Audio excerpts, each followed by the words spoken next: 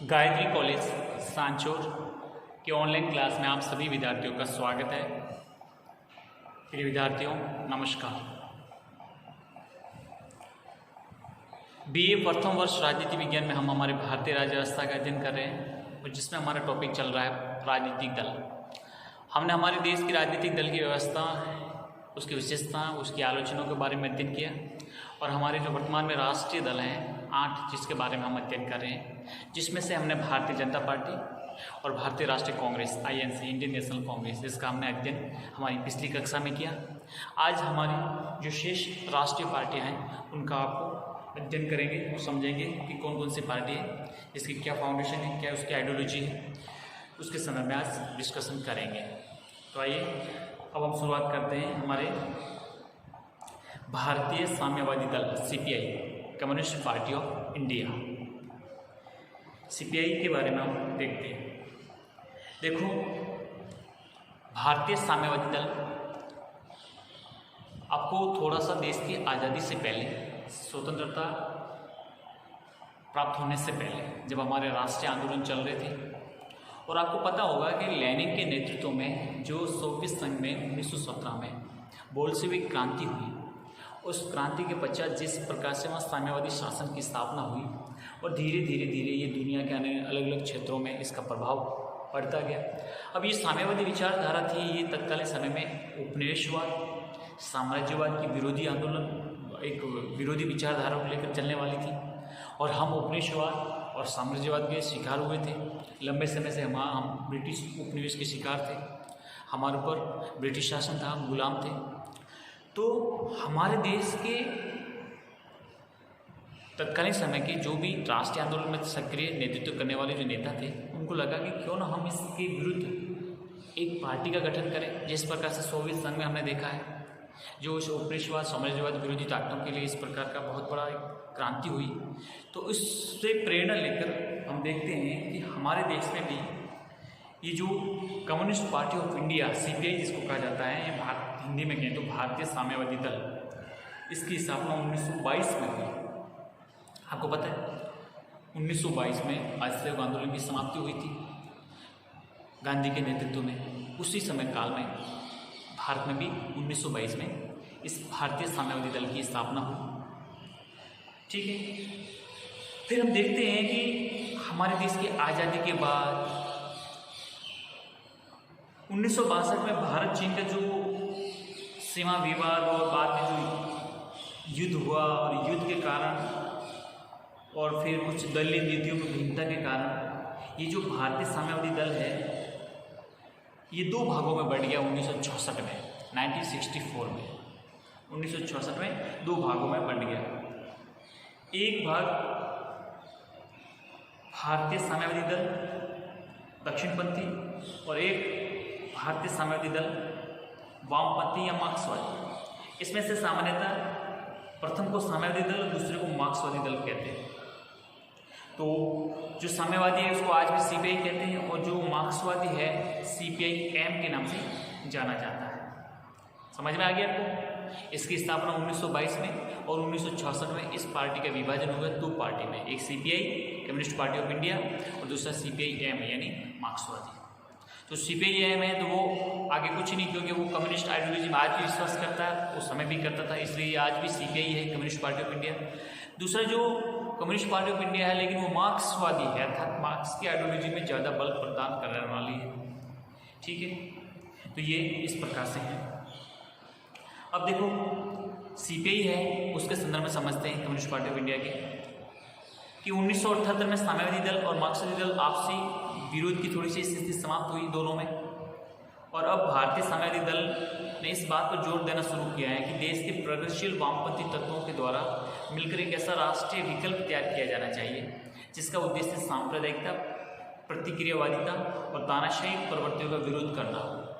इन्होंने ऐसा एक रोड मैप तैयार किया जिसका मुख्य अपना जो ध्येय है, उद्देश्य ये बनाया कि देश में जो सांप्रदायिकता है और जो तानाशाही प्रवृत्ति है उनका ज़बरदस्त तरीके से विरोध हो, और इस नीति के परिणाम स्वरूप भारतीय साम्यवादी दल और मार्क्सवादी दल एक दूसरे के पुनः समीप आए और आगे के वर्षों में उनके द्वारा उनकी जो निकटता है और बढ़ती गई।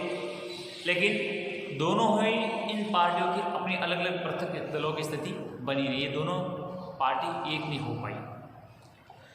अब देखिए, पिछली लोकसभाओं के चुनावों के, आम चुनावों के बारे में देखें तो 11वीं, 12वीं, 13वीं, 14वीं, 15वीं लोकसभा के जो चुनाव हुए, ये 16वीं लोकसभा के चुनाव हुए, क्योंकि अपन 17वीं का भी बाद में देखेंगे।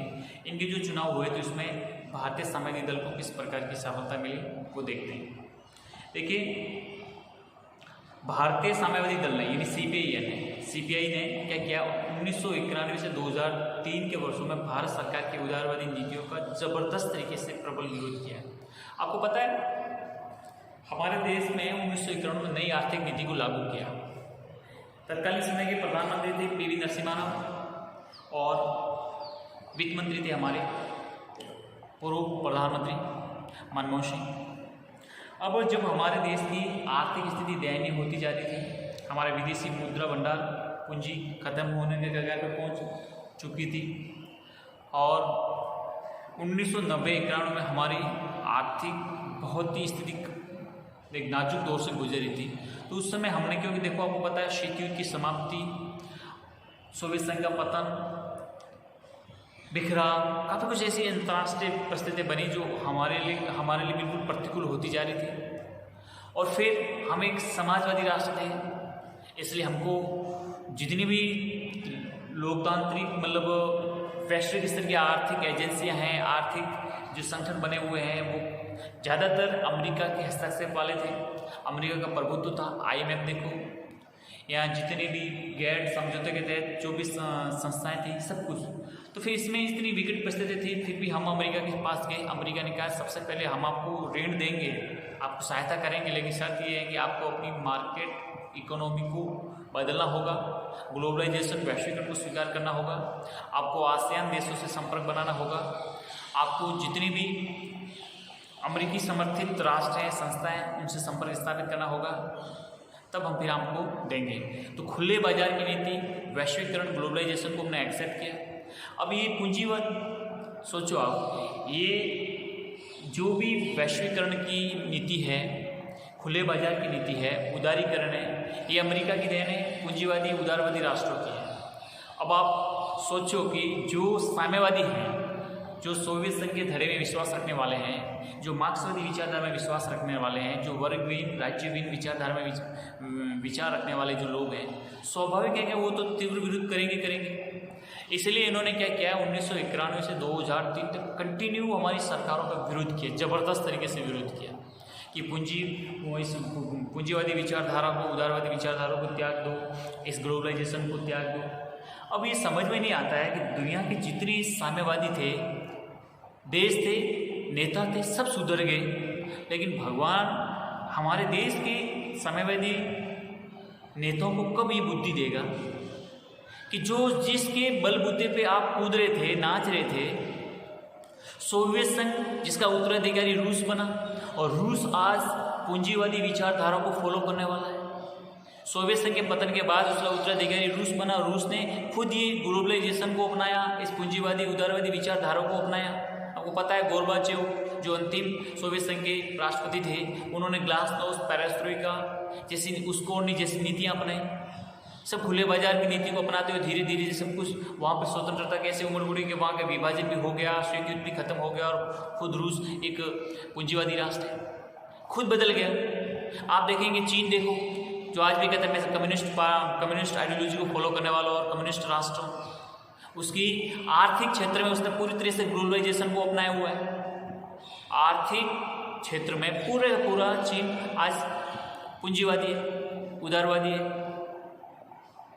आप देखेंगे वियतनाम देखिए, क्यूबा देखिए, दुनिया के जितने इस जो कम्युनिस्ट आइडियोलॉजी में फॉलो करने वाले देश थे, सब बदल गए, दुनिया बदल गई, लेकिन हिंदुस्तान के साम्यवादी नेता नहीं बदले अभी तक अपनी जान वहाँ छिड़कते सोवियत संघ में विचारधारा में। अरे सोवियत संघ का पतन हो चुका, सोवियत संघ का स्वरूप बदल गया, खुद पूंजीवादी बन गया, लेकिन खुद नहीं बदले। इसलिए अमेरिका जब भी हिंदुस्तान के साथ किसी प्रकार के संबंध बढ़ाता है, हिंदुस्तान के किसी प्रकार से साथ कोई संधि होती है, समझौता होती है, तो ये नई दिल्ली पहुंच जाते, झंडा लेके, काला झंडा दिखाते, अमेरिका यहाँ से जाओ। और चाइना हमारे देश के साथ कुछ भी करे, हमारी सीमाओं में घुसे, हमारा हस्तक्षेप करे, अंतर्राष्ट्रीय स्तर पर दबाव बनाने का काम करे, चुपचाप रहेंगे जैसे सांप सूंघ गए हो, कभी नहीं बोलते। तो ये एक प्रकार से बहुत बड़ा एक प्रश्न है कि आज तक ये किस प्रकार से और किस से प्रेरित होकर हमेशा सरकार विरोधी कदम उठाने का ये काम करते रहते हैं। ये सोचने वाला प्रश्न है। इसका प्रश्न का उत्तर भविष्य के गर्भ में। तो आप देखते हैं कि इन्होंने 1991 से 2003 के वर्षों में भारत सरकार की जो भी उदारवादी आर्थिक नीतियाँ थी उन्होंने प्रबल विरोध किया और चुनाव के समय में जो भी घोषणा पत्र जारी किया गया कि पार्टी निर्बाध उदारीकरण की नीति का त्याग कर देगी। अब इन्होंने कहा कि अगर हम सत्ता में आते हैं तो पूरी तरह से उदारीकरण की नीति को त्याग करेंगे, सार्वजनिक क्षेत्र का निजीकरण है उसको रोकेंगे और जीवन के लिए आवश्यक 14 वस्तुएं सार्वजनिक वितरण प्रणाली यानी PDS के तहत लगभग 50% कम मूल्य पर उपलब्ध कराएगी। चुनाव सुधार, भ्रष्टाचार निवारण, लोकपाल की स्थापना, अल्पसंख्यकों के जीवन और अधिकारों की रक्षा, भूमि सुधार, कानूनों की कमियों को दूर कर उन्हें लागू करने तथा केंद्र में संसाधनों का अति केंद्रीकरण को रोकने आदि बात करके इन्होंने पूरी तरह से सत्ता में आने के लिए इस प्रकार के मैनिफेस्टो, इस प्रकार के विचारों को लेकर ये आगे बढ़े। ठीक है, बाद के चुनावों में भी यही हुआ, लेकिन इनको कभी भी पूरे भारतीय भूभाग में या भारतीय जनमानस में इनको कभी जनाधार प्राप्त नहीं हुआ। ये केवल केरल तक और पश्चिम बंगाल 2 ही राज्यों तक सीमित रहे। इन 2 राज्यों से बाहर ये आगे नहीं बढ़ पाए।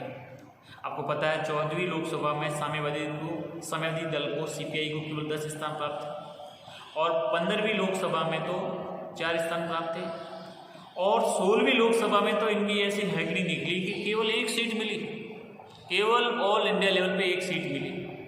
फिर थोड़े से अब की बार 17वीं लोकसभा में थोड़ी सी स्थिति सुधरी है, लेकिन कोई खास इनकी प्रगति नहीं हुई है।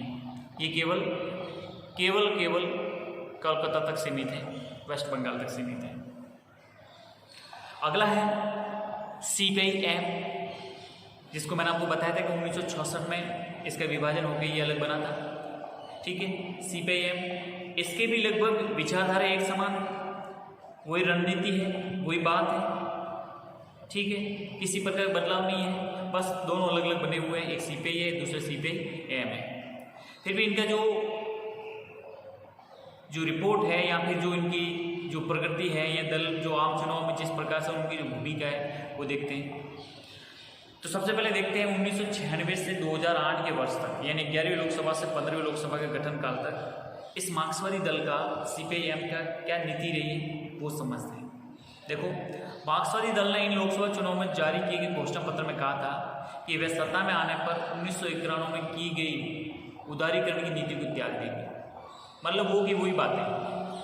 दोनों दलों ने अपना मैनिफेस्टो एक समान बनाया तथा सार्वजनिक क्षेत्र का निजीकरण रोकेगी, सार्वजनिक वितरण प्रणाली के अंतर्गत आवश्यक जीवन के लिए 14 वस्तुएं होती हैं, उनमें से 50% से कम कीमत पर हम उपलब्ध कराएंगे।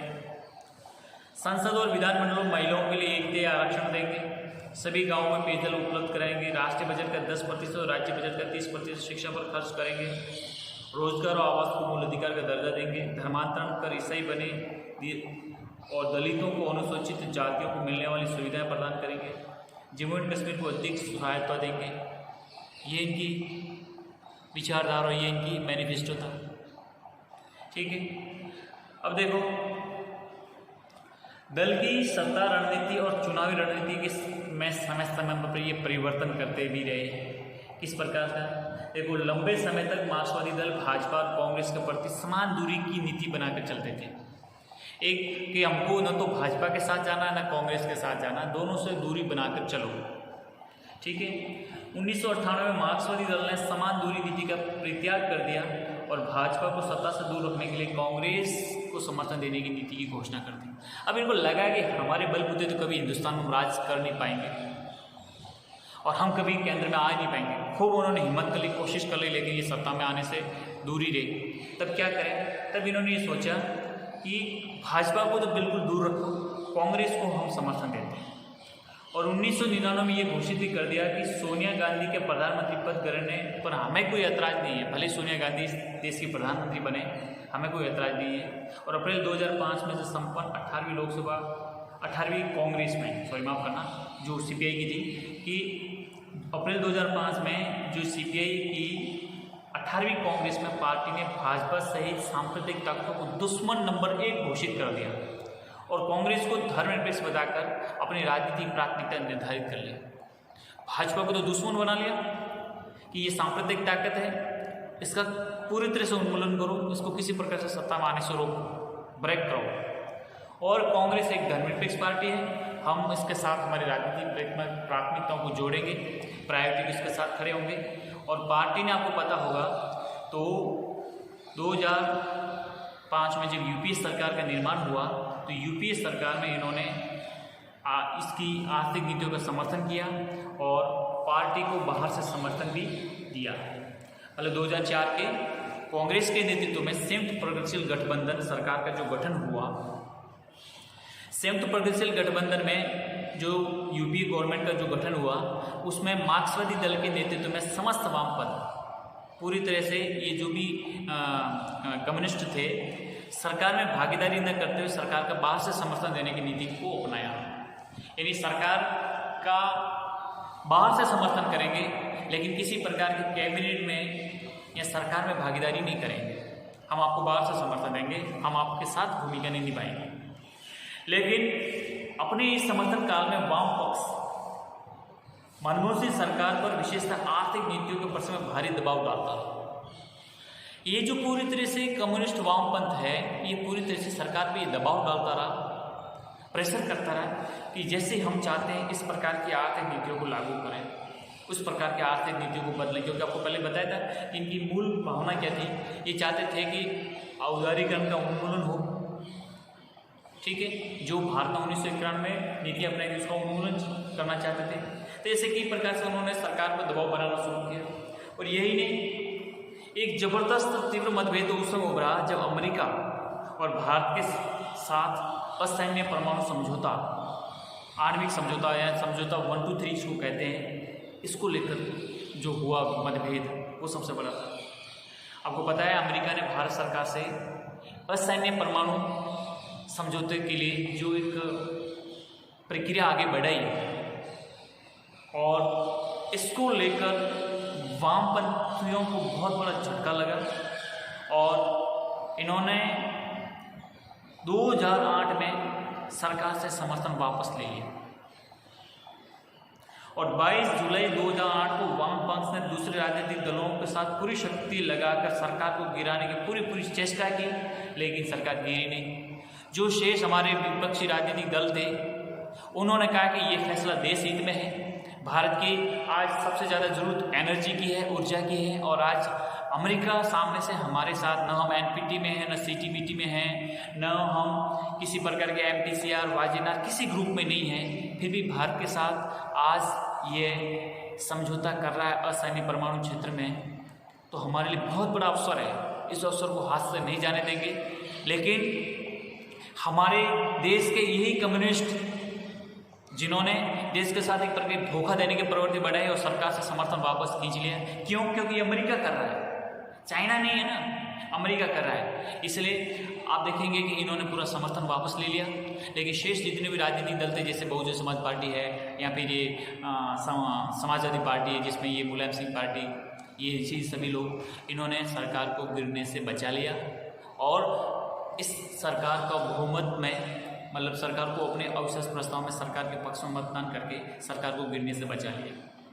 ठीक है, इस प्रकार से जब देखा है कि ये पूरी तरह से पार्टी से, मतलब यूपीए से निकल गई, अब इन्होंने क्या किया कि जो मार्क्सवादी दल और जो वामपंथी हैं, इन्होंने कांग्रेस और भाजपा से समान दूरी बना के नीति, समान दूरी, दोनों से बराबर की समान दूरी बनाते हुए उनको कहा कि हम इनसे दूर रहेंगे और कुछ क्षेत्रीय पार्टियों को मिलाकर एक तीसरे मोर्चे का गठन किया कि जिस प्रकार से एनडीए यूपीए है उसी प्रकार से शेष जो भी हमारी विचारधारा से, कम्युनिस्ट आइडियोलॉजी से, इस विचारधारा से साम्यता रखने वाले इन दलों को एकत्रित करके एक तीसरा मोर्चे का गठन किया और इस मोर्चे का घोषित लक्ष्य था गैर कांग्रेसी गैर भाजपा धर्मनिरपेक्ष सरकार, ना तो कांग्रेस न भाजपा, इसलिए गैर कांग्रेसी गैर भाजपा धर्मनिरपेक्ष सरकार का गठन।